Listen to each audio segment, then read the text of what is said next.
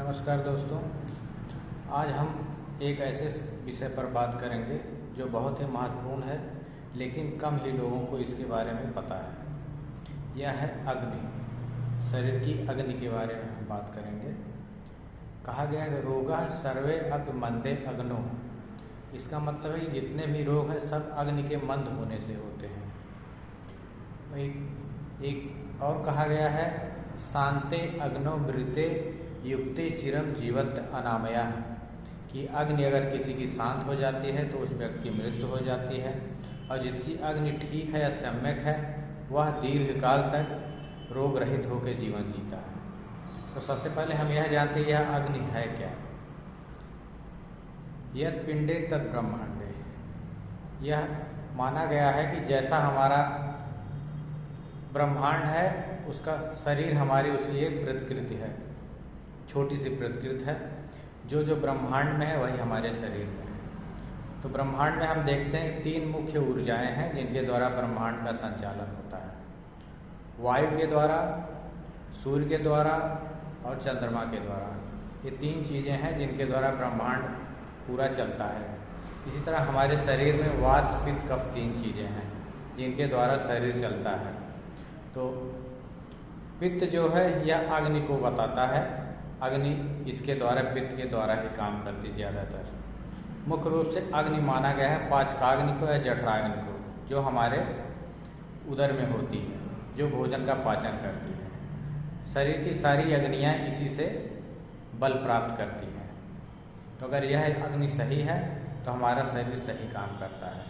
जिसकी अग्नि ठीक है उसकी आयु ठीक होगी, शरीर का बल सही होगा, दीर्घजीवी होगा, उसके अंदर उत्साह होगा।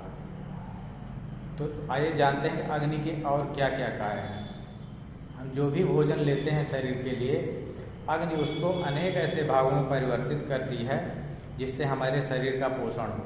जो अस्थि को जाना है, हड्डियों को जाना है, हड्डी के लिए वो ऐसा चीज़ बनाती है कि हड्डी उससे मजबूत हो।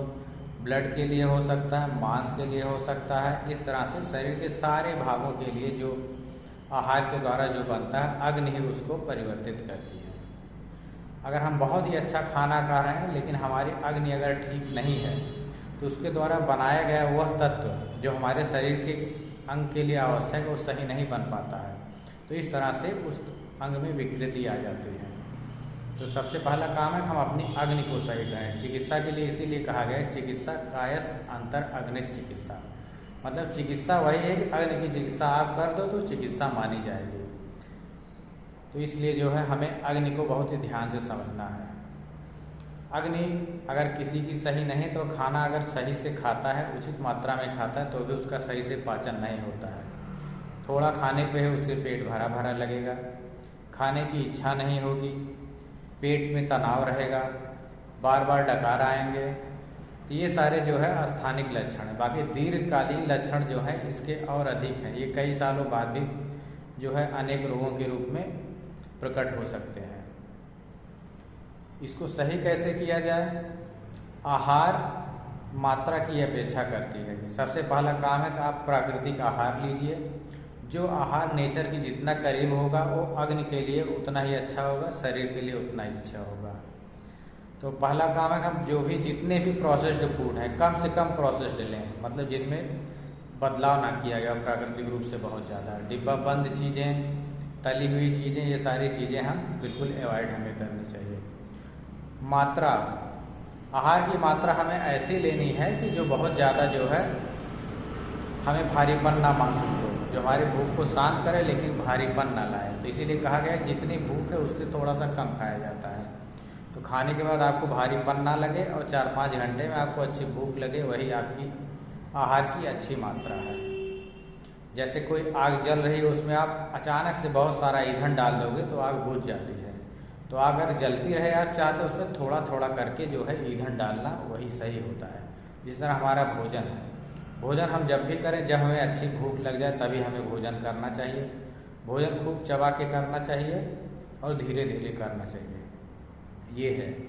तो इतने अगर हम सावधानियां बरतते हैं तो हमारी अग्नि ठीक रहेगी। इसके बाद भी अगर ठीक नहीं होती तो चिकित्सक को दिखाने की ज़रूरत है। व्यायाम अग्नि बढ़ाने का बहुत ही अच्छा एक साधन है।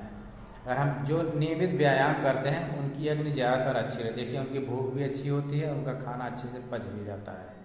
तो हमेशा कोशिश करिए कि कम से कम 24 घंटे में एक अच्छा व्यायाम जरूर करिए, उसके लिए समय जरूर निकालिए। कहा भी गया है लाघवम कर्म सामर्थ्यम स्थैर्यम दुख सहिष्णुता। लाघवम मतलब शरीर में लघुता आती है, कर्म सामर्थ्यम मतलब किसी भी काम करने की क्षमता आपकी बढ़ जाती है, स्थैर्य मतलब शरीर की स्थिरता होती है, आपकी जो है एजिंग का प्रोसेस रुक जाता है, दुख सहिष्णुता मतलब कोई भी कष्ट सहने की आपकी क्षमता बढ़ जाती है, दोष क्षयो कोई भी बीमारी हो तो उसका जल्दी से नाश होता है व्यायाम करने में, अग्नि वृद्धि आपकी अग्नि को बढ़ाता है, जिस अग्नि की बात हो उसको व्यायाम पादुक जाते हैं, व्यायाम से ये सारे होते हैं। तो इस तरह से आप अपनी अग्नि के लिए जो है सतत जागरूक रहिए और उसको जो है सम मात्रा में रखिए, मंद ना पड़ने पाए। आशा करता हूँ कि ये आपके लिए लाभकारी होगा। धन्यवाद।